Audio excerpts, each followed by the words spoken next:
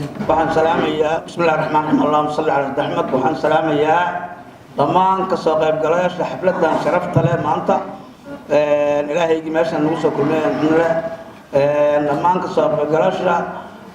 ugaasiyada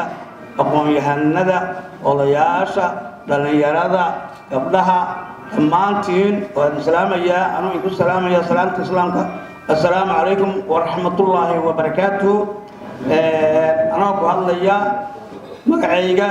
iyo magaca beesha meeshaan isugu timid qaas ahaan qurba joogta beesha meeshaan isugu timid UK anigoo mas'uul ka waxaan soo dhaweynaynaa gabadhanada marna walaasheen marna waalidkaan u nahay musharaxada iftiin xuseen siyaad waxaan leenahay soo dhawaaw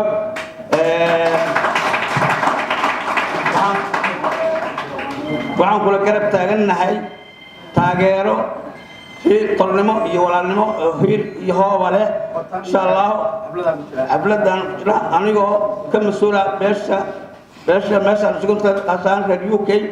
aad iyo aad baan soo dhaweynaynaa وانا mahadsantiin soo dhawaa ma leenahay daqaarta ku tahay ku guulaysan ku leenahay